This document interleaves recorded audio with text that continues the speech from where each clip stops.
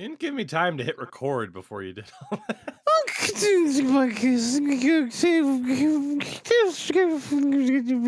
I don't know, man. And you thought people complained about me smacking my teeth or whatever the fuck the expression is. Oh, it's because whenever you fucking drink, you always go like right after to get the moisture off. And I'm a I love how saliva everyone heavy boy. complains. I love how everyone complains about it like clockwork.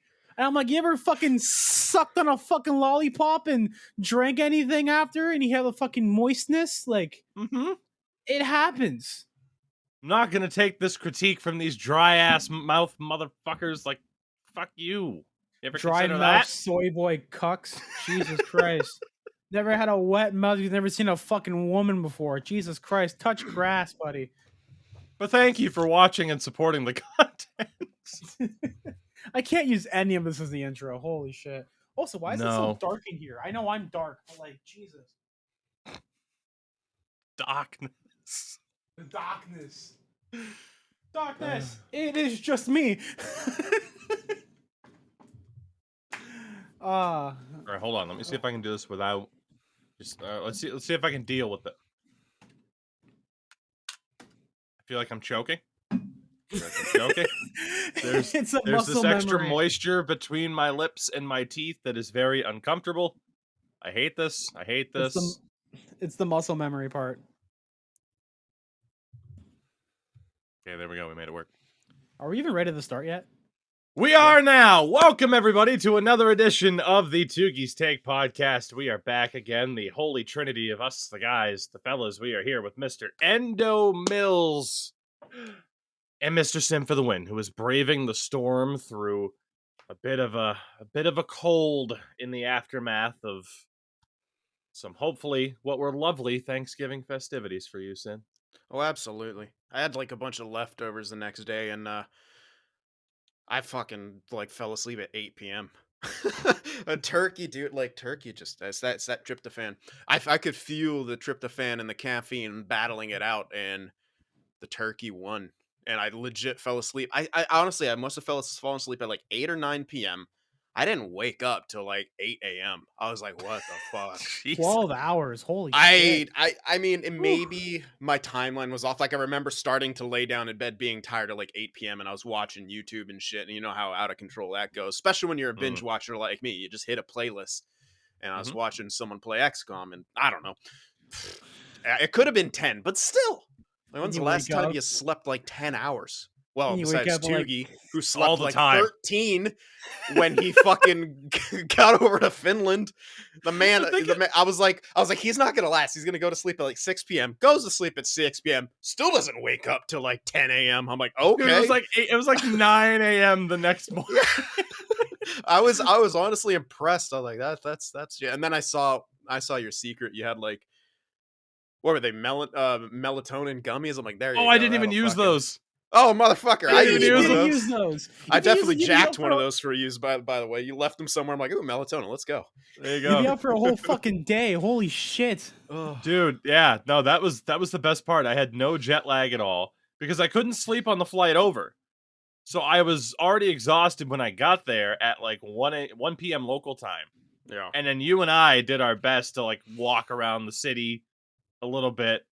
Yeah. So by the time it hit like 6 p.m., oh yeah, I was you weren't done. Having it. Everyone's like trying to convince you to stay up for another couple hours. You're just like, no, I'm bigger than all of you. You can't do shit. Well, no.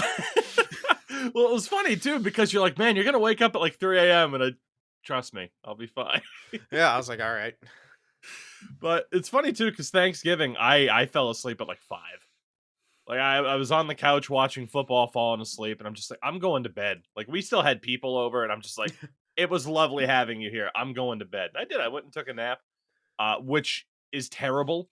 I took like a 2-hour nap and woke up, and I'm like, oh, cool, I'll stream tonight. And I can't take naps, because then I just wake up even more exhausted than I already was. But, like, exhausted to the point where I can't go back to bed, and I'm just kind of a zombie. So, like, Endo, Monk, and Reaver and I, we all just played NHL until like 4 in the morning because I couldn't go to bed, but I didn't have the energy to stream. It was a lovely Thanksgiving, though. You know, I sent you a picture of the pumpkin pie to make you jealous. Yeah, that's nice. And it was delicious. Does raise we'll do one viewer question here because it was a late edition. From Hawks, when does Christmas time begin in each of your opinions?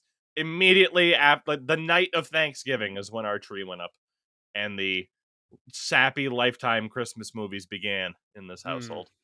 So, Endo, how about you? Is he muted? Did he hear the question? Is he Oh, muted? sorry, I muted on my end. Sorry. Oof. I said it begins when Mariah Carey's head dethaws. You hear the muffles.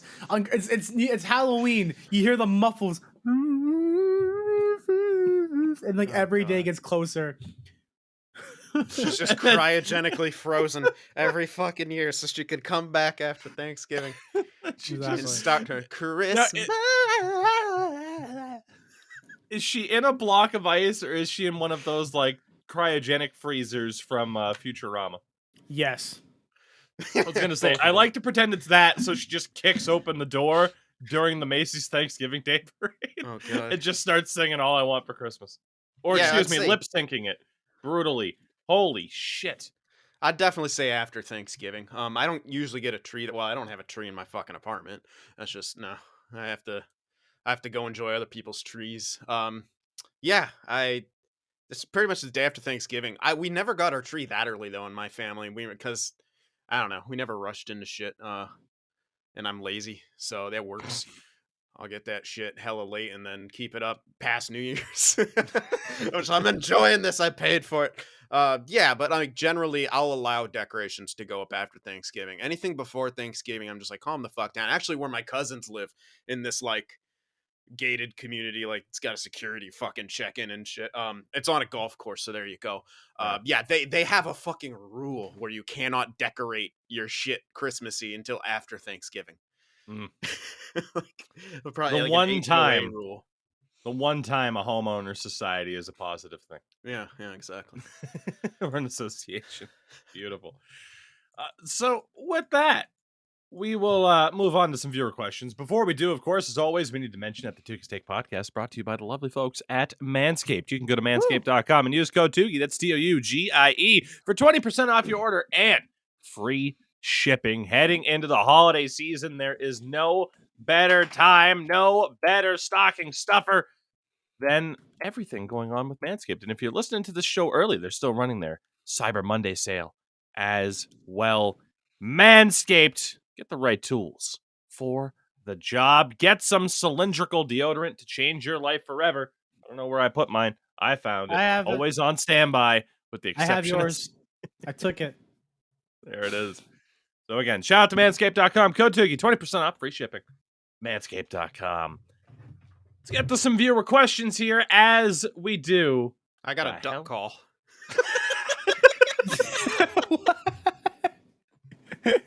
Oh man. So you are planning the trip over here. Yeah. You're prepared. Oh, that's my grandpa's old one. It's from like the fucking 40s.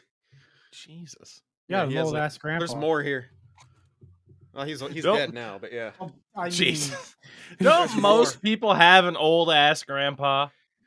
well, they used to. They Jeez. Well, I'm saying in like a general sense, like how many people are walking around with a grandpa who's like 52? Yeah, very true. You know? I've befuddled Endo. I mean, if you come from a family of teen pregnancy, you never know. Fair enough. Yeah. Fair enough. Didn't think about that Yeah. shit, did you? Mm.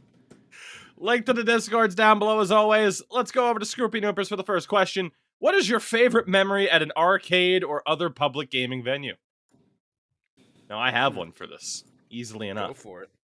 There was a campground that we went to, which LOL campground, where, you know, it was basically an RV park. Okay. But this place, it's still a thing, known as Bailey's Camping Resort in Scarborough, Maine.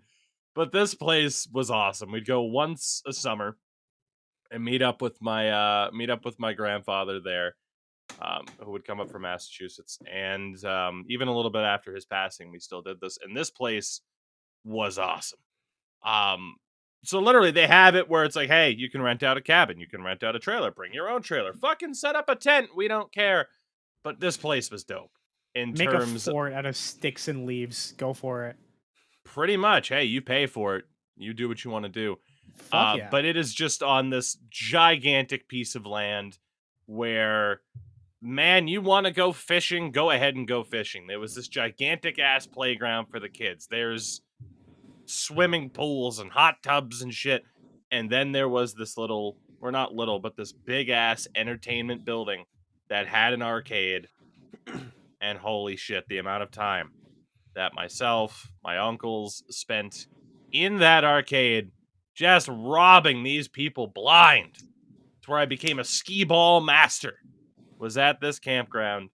You know, having not been there for over 20 years, maybe this place absolutely sucks and it's just one of those childhood memories that makes it seem so much better than it actually was. But easily my favorite memory of an arcade.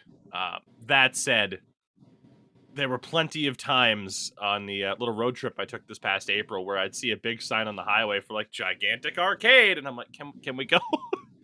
And I was shut down at every turn because who doesn't love going to an arcade even in 2022? It's yeah, we gotta find a Finnish arcade so we can get robbed of all of our money because we don't understand how it works. Yeah. Oh, that's great. Either one of you two, take over. Go ahead. Sin, you go first. I got one. Okay. Fuck, man.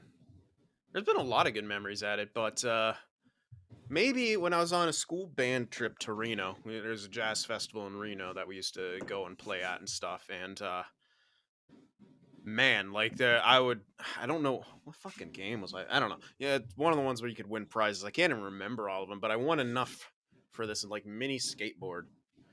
Didn't work too well, but it was hilarious. And I just it was just mostly afterward, just because one of my buddies also got enough fucking tickets to win something.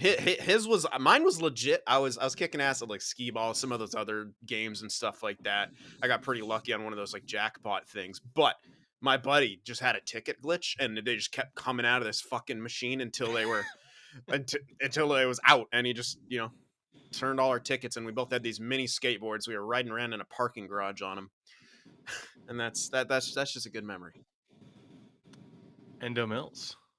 Okay, so I have one that was not necessarily recent, but it was like, let me think when this happened. It's like 2011. So when I was in Army Cadets, I did Army Cadets for like 6 years. During training, we were brought up to one of the Canadian Forces bases, and on our company lines we had a barracks, so you could buy whatever you want, food, drinks. We had like an arcade and all that. They had like Time Crisis. They had a whole bunch of arcade like machines, and you could also rent out consoles. We were also getting paid while we were training. Technically speaking, it's kind of like government work, quote unquote. So we were getting paid, and this is right when like Brink came out for the PS3, and I think I spent my entire off time just playing the fuck out of Brink. Now, everyone hates Brink because of like how it is, but this is like, we had no internet access like on the actual consoles, so it was like Brink 1.0, no patch, no nothing. It was so much fun. It was insane, and I did that for like 2 weeks straight. And anytime I have any off time, I just go there. It was something else. It was a lot of fun. I remember the hype for that game. Oh my god, yes. Very quickly went away. About that game. So Brink was supposed to be like a first-person shooter developed by Bethesda, and published by the Bethesda, working by like Sumo Digital. The whole gimmick of Brink was like, think of like the maneuver, like Mirror's Edge, like in how it's free running, mixed in with gun combat. And so they had this thing called Smart, which was smoothly move across random terrain. And so you'd have 3 different builds you can go into, like a heavy build, a light build, and a medium build. And certain builds could move certain ways. And it was a good game in concept, but like now that I look back at it, it was really flawed in so many different ways. But when I'm a fucking 12-year-old kid who's looking to play like any fucking video game, you don't really care. You just take what you have and just go with it. Yeah. Yeah.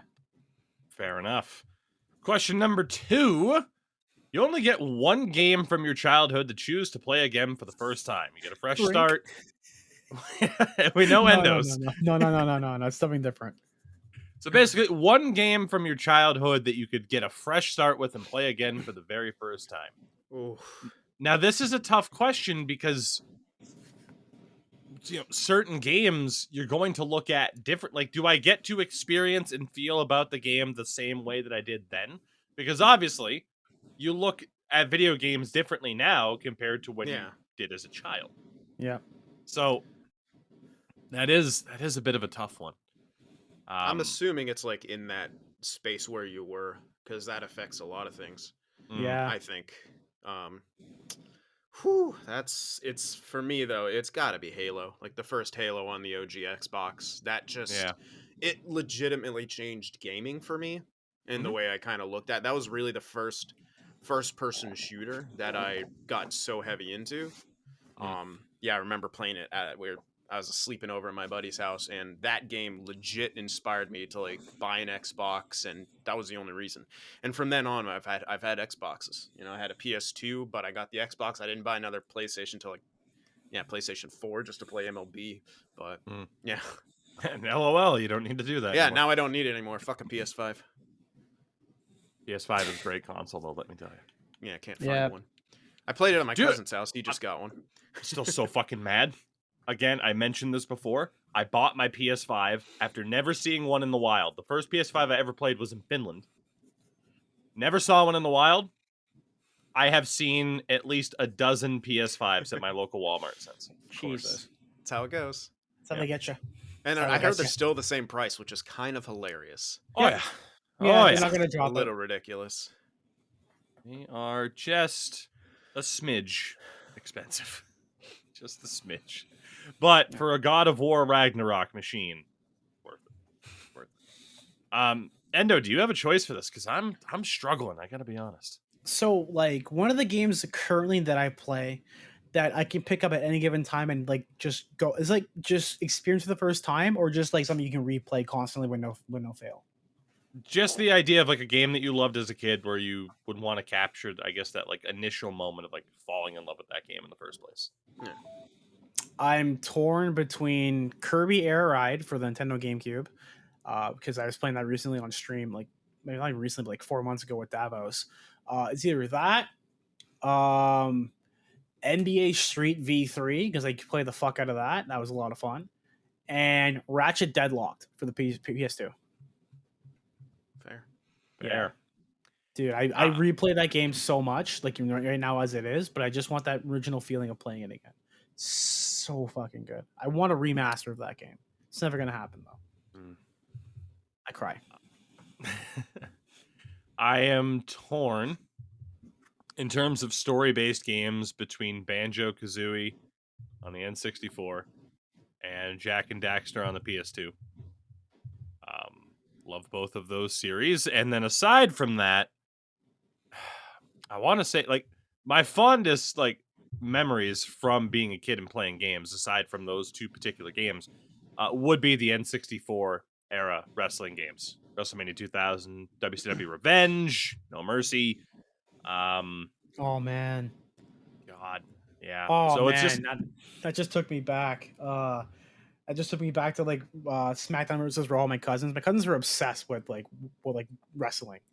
And it's funny how like out of all of them, like I'm the bigger wrestling fan now after like after years of like basically being like not really a fan of it. Yeah, I remember playing. Oh my god, so many memories. So it's it's a tough call. I would probably go. I think I'd go with WrestleMania 2000 for the sole purpose, and I think I've explained it before. My dad, bless him, instead of just buying the game, probably rented it enough times that he paid more in rental fees for that particular game than he did, as opposed to if he had just gotten it for me. But I love him for it, and yeah, in a general sense, God, it's very, very difficult to choose.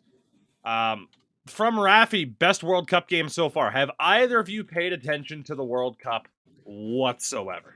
No, the only thing I paid attention to was the guy who ran on the field with like support for Iranian women and support Ukraine. That was like maybe like 10 minutes ago or something like that. The Yeah, only I think there support was. I've cared about that. Yeah. I think there was a pride flag too. So Yep. as we say, straight to jail. But the balls on that person to do that when The huevos. when a lot of teams didn't even stand by their guns and wearing the pride flag captain's bands or anything like that because they were going to get a yellow card for it. But yeah, then you have someone run on the field for that reason. It's been a very weird World Cup because there is no sense of celebrating. You know, this is now 2 World Cups in a row where you're going to places with rather restrictive regimes. You went to Russia in 2018, now you're in Qatar in 2022, and yeah, it just doesn't necessarily feel like the World Cup at this stage. There have been some interesting games, unfortunately, to our fine Canadian viewers and listeners. Of course, Canada has been bounced from the World Cup already. But we scored a goal, and therefore we have progressed and are better than anybody else. I mean, it's literally the best performance that Canada's ever had. 1 goal, 4 or 5 against in 2 games. They have 1 game left. Did you hear what happened to the TSN reporter James Duthie? I can't say I have. Okay, so he said that what's it called? Alphonso Davies' goal is the greatest performance from Canada in soccer history. Right in front of the Olympian who was on the women's soccer team. Oof. And she gave her the biggest side eye, like the biggest cut eye ever, and everyone was dragging him on Twitter because of course they do, and it was wild. Oh man. Well, yeah, I mean, yeah. God. the TSN turning point where only male sports matter. Yep. And then someone's like, yeah, they only cared about the men, just like how TSN only cares about the Leafs. And someone's like, rent free. I'm like, no, he's got a point. He's got a point. Come on, let's be real. They barely give the women any airtime for hockey anyway. At least not as much as they probably should. Let's be real. To answer the question, Saudi Arabia beat Argentina, which is one of the biggest upsets of all time. It was like the 3rd ranked team in the world in Argentina, losing to like the 52nd in Saudi Arabia. And then the next day, Japan beat Germany, which was dope. And then Japan lost their next game, so now they've lost pretty much any advantage that they actually had. There was the U.S. defying the English once again. That was pretty nice. The U.S. played, I think, Iran tomorrow and need to win, so that'll be a fun time. But yeah, it's just been a really weird feeling regarding the World Cup this year, just because where it's being held, fortunately. Yeah. I wasn't going to watch question. it anyway, but you know. Right. now I'm doing something by not watching it. Yeah, right. You can at least feel like, hey, good, I'm not supporting this sticking regime. by my own beliefs, yeah. Like, I mean, I said as much that I was probably going to be hypocritical and pay attention to the tournament a bit, and that's true. You know, it is one of those things where it's just like, you know, me, for example, like me not watching isn't going to change the fact that it's already there, right? Yep. Like that's a very Sorry, sorry, I'm not to cut you off, but that is such a Bill Burr thing to say. That's such an East Coast fucking thing to say. I'm pretty sure Bill Burr has said that about something. Like, yep. Like, me not watching this. Anyway, sorry, please continue. It is true, though, just in a sense of like, man, the deal's been done, and unfortunately, in this instance, like the blood has been spilled, and it's literally, it is one of those is what it is situations at this stage, and unfortunately, there is no sense of like, yeah, no, FIFA will do better next time. Oh hell no, it'll still go to the highest bidder, whatever money there is to be made, and if people have to die in the process, FIFA's okay with that. That's pretty obvious. So. I mean, the CEO has, like, the person in charge already said that, oh, you know, North Korea could be an option. And everyone was like, are you fucking kidding me? Well, he was the one that had the quote, right? Of, like, about...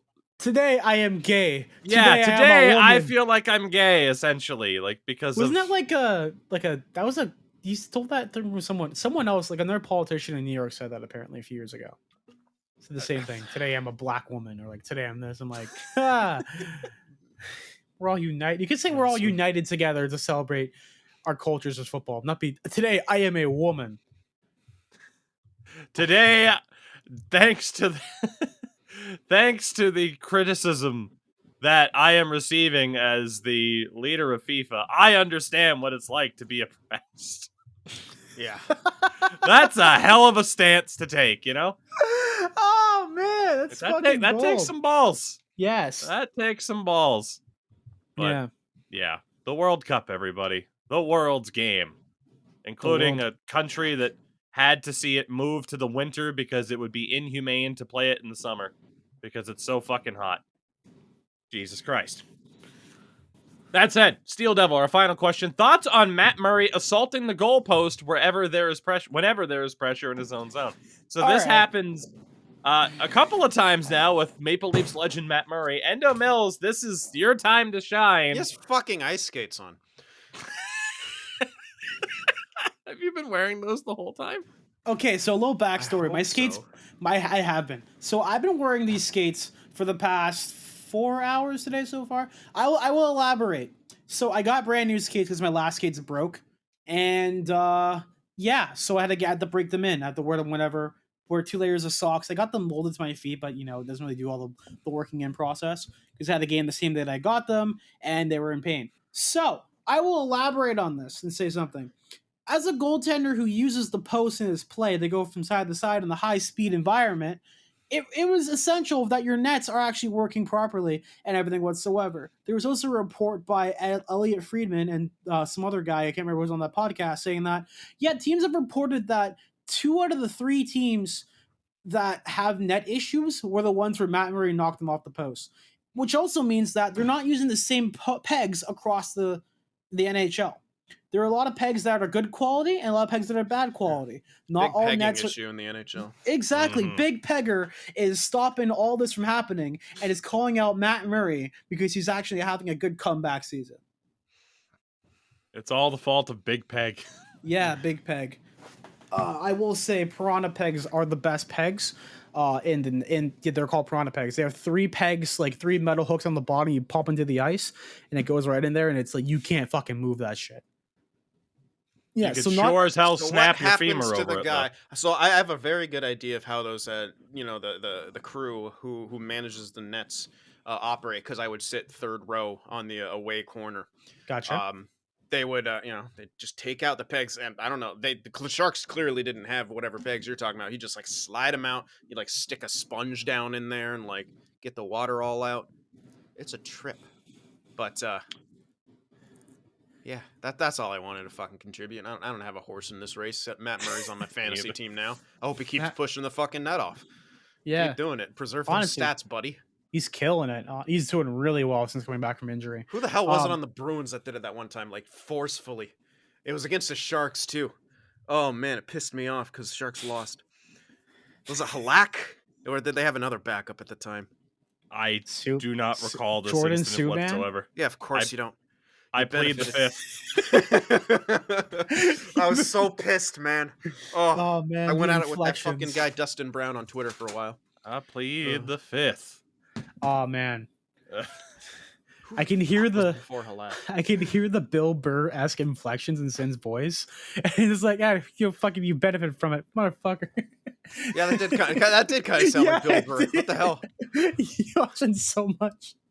It probably I've goes been on practicing. I've really been practicing his impression too much, just seeping into my actual talking. It's probably playing in your sleep, and you're just like, wow, wow. Not a fucking. You fucking knocked the net off. I do tiling in the summer. It's like hell. Look at me, dabbing my forehead like a preacher. Holy shit.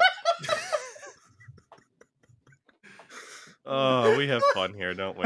Oh, fuck. We talk about hockey? You just talked about Bill Burr for a half hour. Christ. God, we could. The Bill Burr Fan Appreciation Podcast. Hell yeah. God damn. With that, yeah, we can talk about hockey, yes. But I mean, I guess technically that was a hockey question that somehow turned into talking about Bill Burr. How did we do it? I don't know. But with that said, thank you guys for your questions. And speaking of trash, let's talk about the New Jersey Devils. God, not my best segue. I tried. Losers. We tried.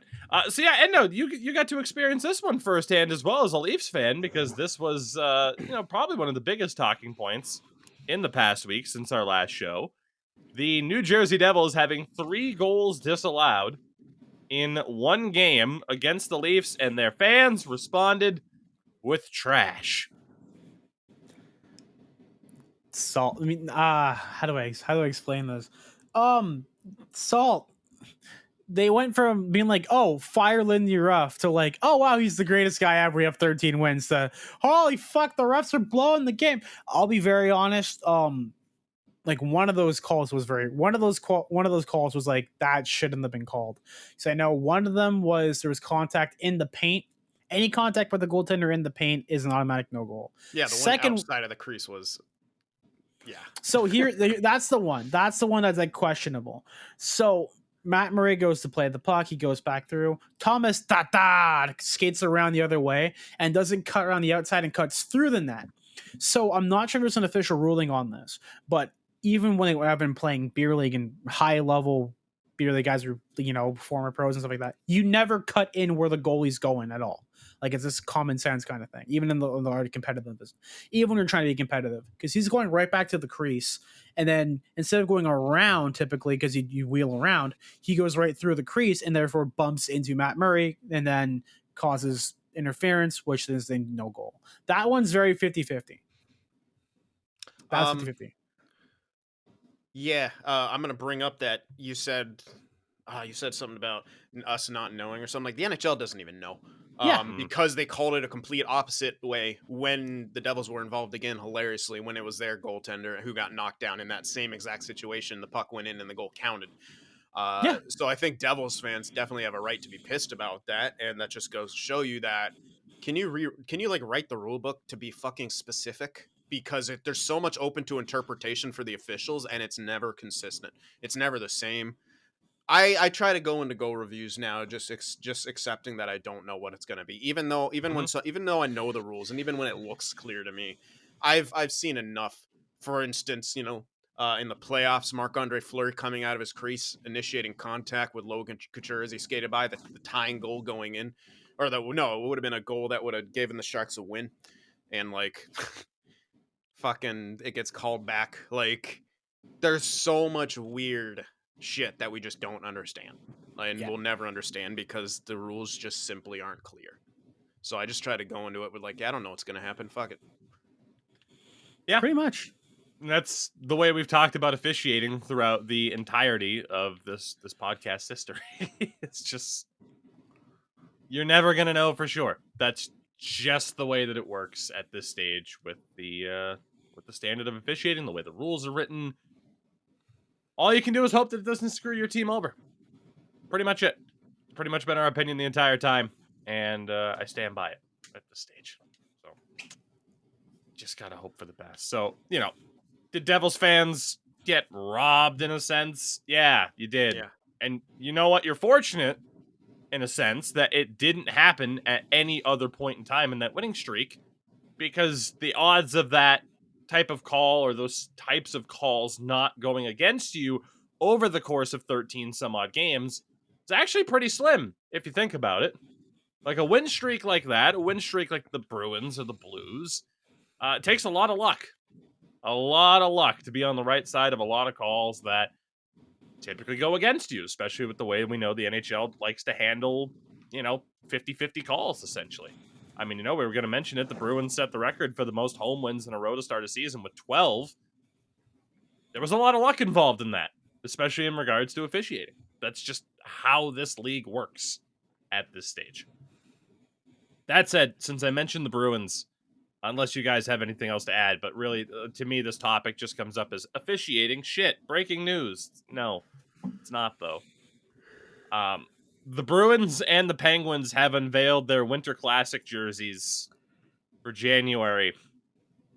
You mean the Bruins and the Providence Bruins? Because it basically looks like the Providence logo of the Penguins. What the hell?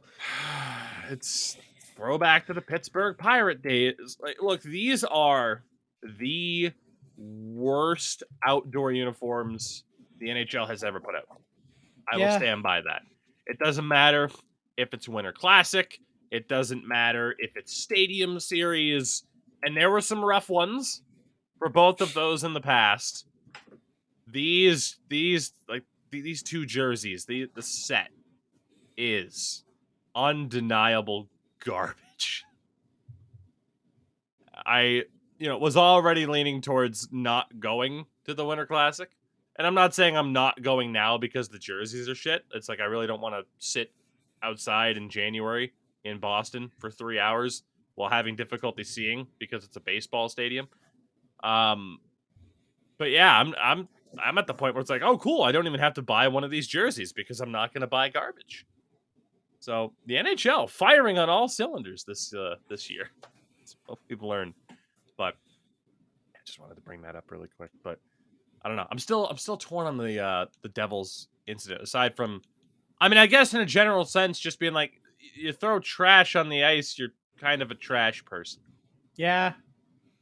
That's the one thing we didn't really touch up upon was the idea. We talked about the calls. We didn't really talk about the fans in general, to the point where the Jumbotron 3 nights ago, I believe it was now, for the Devils game, they specifically had to say, hey, please don't throw anything onto the ice. Please. It's kind of funny when it's like, hey, there's a waffle on the ice. It's kind of funny when people are throwing hamburgers at Andrew Hammond and Curtis Lazar eats one. It's funny when Leafs fans throw a jersey on the ice 4 games into a season. But the funny thing about the Hammond thing is that his name was the Hamburglar, and he was being fucking amazing. So they threw hamburgers on the ice. It made sense. It made sense. Like with the Florida Panthers, you had the rats, and you just fucking throw the rats over. Doesn't make sense. Because Panthers and the cats, and they hit them. Yeah, they go on the rats, and they hunt the rats. Or was it because they were in a shitty old stadium that was rat infested? That too. Both of them. Yeah. The rats. Yeah. Just the idea of throwing trash onto the ice it's a rough look. A lot of people are just like, but it's Jersey, and it's like, well, but yeah. Congrats. Yeah, a couple of the most famous ice throwing shit on the ice incidents were both Philly and Jersey. Yeah, it's weird how that works, isn't it? Please don't throw the bracelets. Throws them harder. Oh my god. Please don't throw the bracelets that we have as a result of our owner dying. Yeah, that was rough. Rest in peace. We're gonna miss you. Yeah. Just God. Yeah. Rough look for Devils fans. I get the frustration, right? Like, certainly anybody can agree that there was some reasonable frustration, certainly. That said, oof, it's a rough look. It's a rough They look. still almost came back, too. I was really hoping they would have, just to spite everyone and just to fucking kick the Leafs' teeth in again. Plus, I just want entertaining LFRs, man. It was still that one was still entertaining. That one was still fucking entertaining. It was beautiful. God, let's see. What else do we have to talk about? Wanted to mention this really quickly as well. It's kind of Devils adjacent, not really. Just wanted to acknowledge the fact that there is whatever now ongoing lawsuit there is between Rachel Doerrie, formerly of the Devils, now formerly of the Canucks, who is suing the team. It's a whole deal. It's a whole to-do. There's not too much to discuss because obviously right now it's he said, she said in that regards, or in this specific instance, she said, in regards to that whole deal. But I recommend everyone go and read what Rachel Doerrie put up there, read the Canucks response as well, and we'll see what the hell comes out of that. Also, wanted to mention today, Alex Galchenyuk signed with the Colorado Avalanche for the rest of the season. Despite the fact he's played for like 17,000. Actually, can you guys together name all of the teams that Alex Galchenyuk has played for at 28 years old, 3rd overall pick 10 years ago? Literally, can you name the teams that Alex Galchenyuk has played for? Go. Yes. I don't even remember who he's drafted by. Was it the Habs that drafted him, or did he end up there? Okay. Yeah, Montreal drafted him. Montreal had him. Arizona. Montreal, Arizona. Pittsburgh. Minnesota Wild. Yep. Toronto, Yep. Ottawa. Yes, you got him. Well done. Yeah. Holy shit. Good Yeah. job. Well done, Are you looking Mills. it up?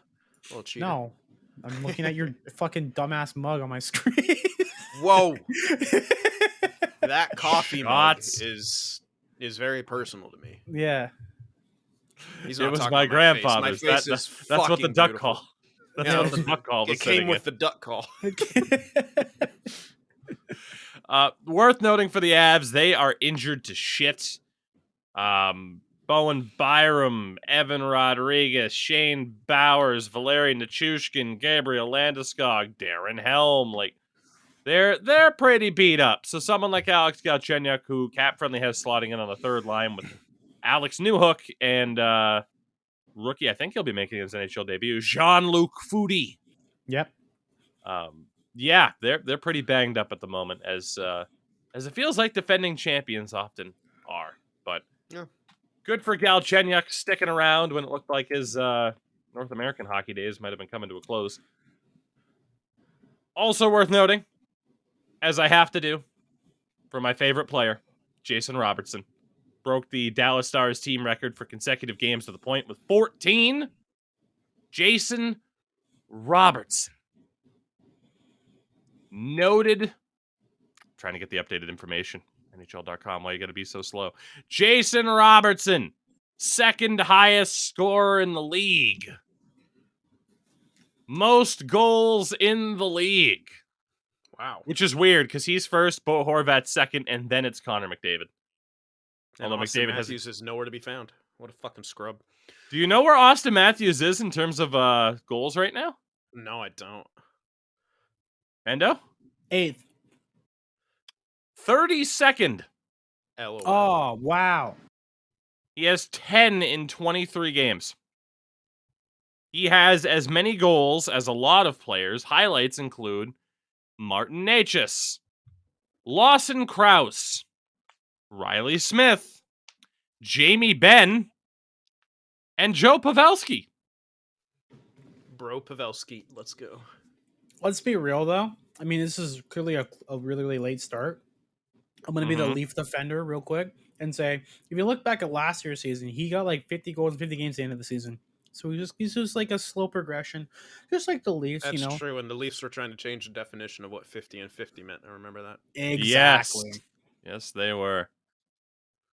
That was a fun time. Like, I was on board with it. Like, he's just scored 50 goals in 50 games. But at the same time, Sure. it's just hilarious. The Leafs are just like got them fucking main character complex so hard. You're not wrong.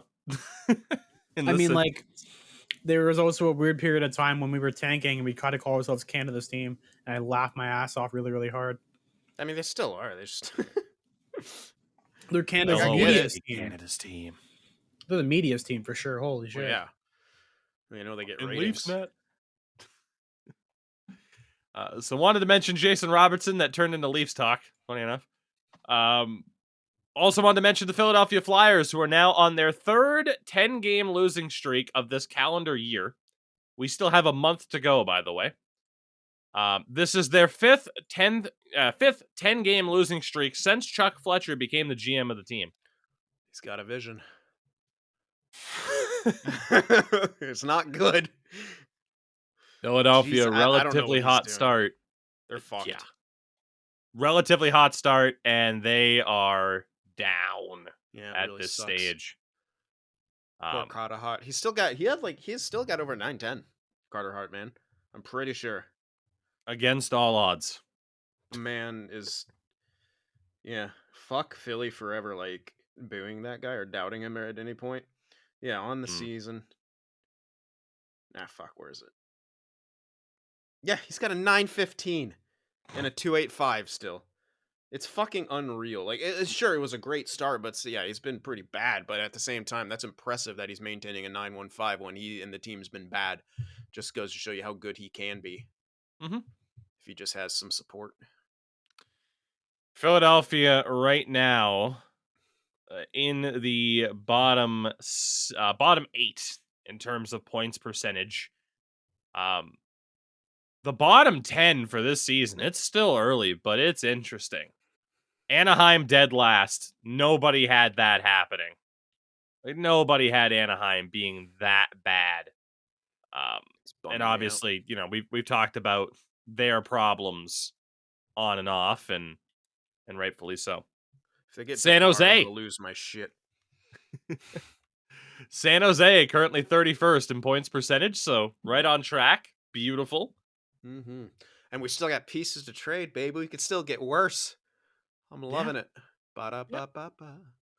But we're gonna tank Reimer's value first and trade him for something like a third. You'll be lucky to get like a a third. fourth. He was doing so fucking good, man. Aiden Hill went for a third. Come on now. He's not Aiden Hill. Fourth in future considerations. Holy boy. Yeah, they could have got a first or a second for Reimer if they just fucking played their cards right, and they didn't. Yeah. You got Columbus currently sitting 30th in points percentage, which is brutal. And we've talked about all of their injuries. Like, it's just, that's a real rough season for the Blue Jackets. And because of those injuries, it doesn't look like it's going to get any better, really, at any point this year. Chicago, they're right where they want to be, and right where they belong, in the dumpster. Then Ottawa, brutal season for them by their standards. Arizona's right where they want to be. Then there's Buffalo, brutal season for them. So it's interesting to see kind of what teams are going to turn things around, what teams might regress back to where they're supposed to be, which now includes the Philadelphia Flyers, already well on their way in that regard. Yeah, you're gonna see a lot. Oh, you're gonna see a lot of big trades this year. I think. I don't know. I have a feeling this is gonna be a really busy trade deadline because of how many prospects are available in the next upcoming draft. Mitchkov, Fantilli, Jagger, Misa. Bedard. This is a couple of years away. Yeah, Misa's a couple years away. Still. Yeah, but like this year and next year is gonna be insane. So I could see a bunch of teams figuring out they're not gonna do Wait, well. Misa's not in next year? I thought he was. I guess he's the year after. Michael Misa's he's a exceptional status, so he's 2 years from now. Oh, okay. Actually, he's 3 years from now. Because this year no, next year no, then the year after that. Okay. So he will be available in, this is 2023, 2025, 2026 draft. Okay. Yeah. Worth noting as well, because I mentioned Chicago, shout out to Kirby Dach, who scored a shootout winner against his old team. Give him Kind the of year. taunted the crowd as well. Give him the year. You know, I get that Chicago wanted to be bad, but boy, I don't think that Kirby Dach trade's going to look very good by the time it's all Who'd they said even and done get for the for him? Hawks. That's bad that you have to think about it. Who did they even get for Kirby Dach? So the trade was Montreal acquires Kirby Dach, who at this point has 17 points in 21 games this year on Montreal. Whew. That's why you don't bury fourth liners. Chicago ended up with the 13th overall pick that became Frank Nazar. Now, Nazar himself, just to get the updated point totals for him, very promising, highly touted prospect who did fall to 13th, probably because a little bit undersized. He's playing with the developmental program. Actually, he was supposed to be playing with Michigan this year, but hasn't, I believe, due to injury. So not entirely sure what's going on there, but still highly touted. And then there was Gavin Hayes, who was a third-round pick, who has 21 points in 24 games with the Flint Firebirds. So on paper, it's not the worst trade in the world. And actually, from October, Nazar had surgery for a lower body injury, and he will be out for the foreseeable future, as it was quoted. So he might miss the entirety of his first year at Michigan. What you can't bank on, you can't, predict injuries or anything like that. But still, that trade's going to be a very interesting one, where it's like, man, this first round pick could be anything. It could even be Kirby Dach. It's like, well, you already have Kirby Dach, though. So why not keep Kirby Dach? Yeah. Just a concept. But hey, we'll see if it works out. Maybe it does. And then people just be like, see, it was fine. Everything's great. And maybe, inevitably, they will be right. Speaking of right, Shane Wright. Ha ha! Let's go. We did better. Funny Are you stuff. guys Are you guys aware of his updated numbers in the AHL? It's got like 4 goals or some shit. 4 goals in 3 games for Shane Wright. Kind of feels like that's good enough for NHL to me, like in a good role. I don't know, man. What's his Corsi though for passing though? May just be a goal scorer. Who never knows? You never know. Could be something underlying there. Oof, those goal scorers, they just can't do enough except score goals. Yeah. Yeah, it's one of those things where, we kind of talked about it before. We'll be discussing for a very long time just what Seattle did in regards to his development. We'll be discussing that for a very, very long time. We'll also be discussing, of course, that CHL AHL rule, because hey, it's only 3 games, but boy, the proof sure seems to be in the pudding at this stage in regards to. He should be playing against men, in regards to clearly too good for junior and should be in the AHL to get that proper developmental time. So I thank the Seattle Kraken because they have kind of pushed this issue back almost to the forefront in regards to, prospect development, whether or not we see change with that rule.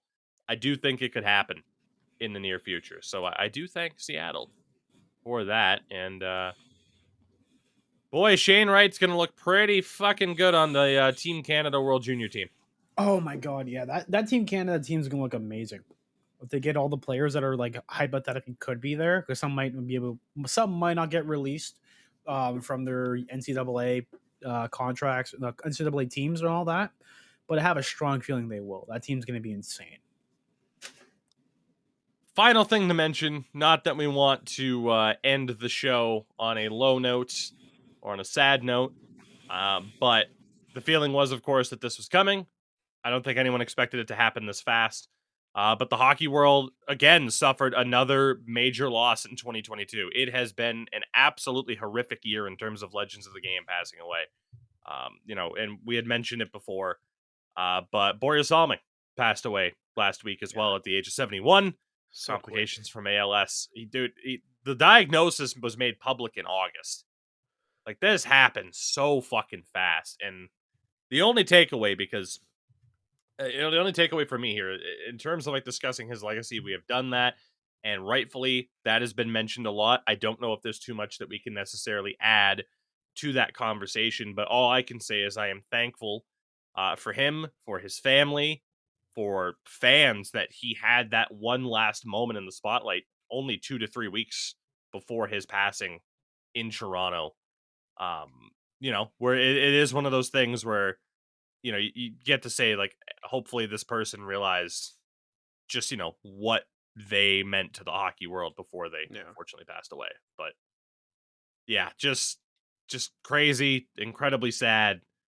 But someone who, it cannot be understated how much he changed the game in regards, especially to Swedish players finding success at the NHL level. Yeah. So, like I said, 2022 has been a rather rough year in the world of hockey. Again, I'd mentioned some like Bossy and so many others now. Rough year in that regard. And like I said, didn't want to necessarily end the show on a super low note. But again, I just don't know how much there was that we could necessarily add to the particular conversation at hand.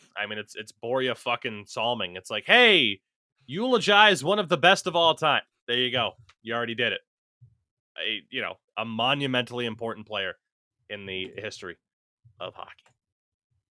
That said, gentlemen, I think today was a fun show. We talked about Thanksgiving. We talked about arcades. We laughed at Chicago. That's always fun. Fairness, I try to make room for that every day. That's my Thanksgiving. Laugh at Chicago. And we're just chilling. You're like, hey guys, guess what? What? Chicago. And you're like, we're like, yeah. Basically, yeah. That's kind of what it's turned into. And you know what? I'm good with that. I'm good with it. Sin, you fought your way through a cold, and we certainly hope it's just that, and it'll be over and done with soon. But what do you got going on in the meantime?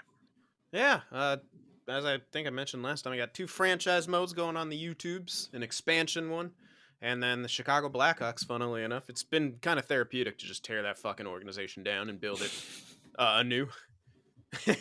And yeah, other than that, man, that's about it.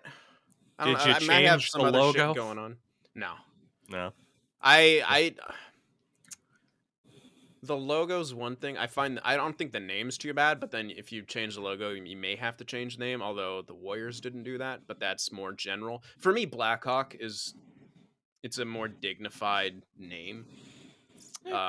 I can even see the logo. It's not the fucking Cleveland Indians, don't get me started. It's not Chief Wahoo, yeah.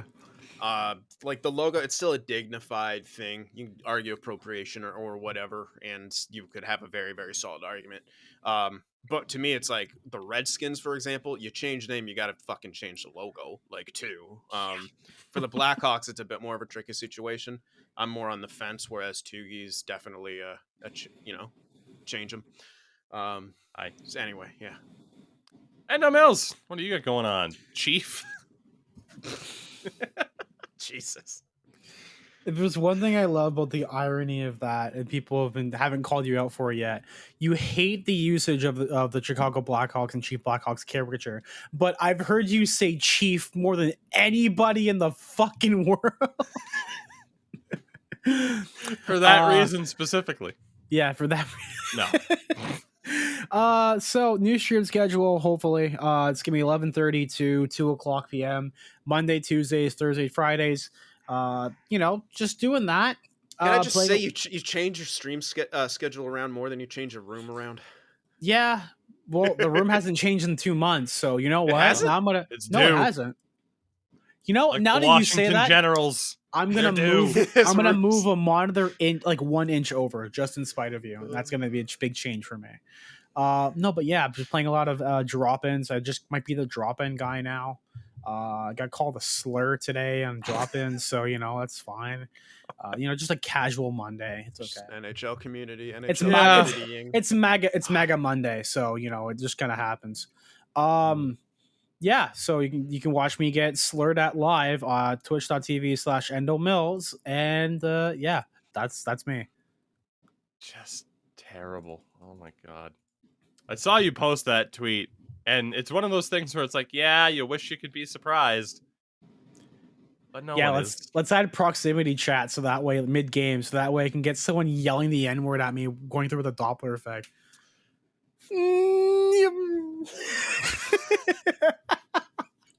And with that, everybody, we'll see you later on this week.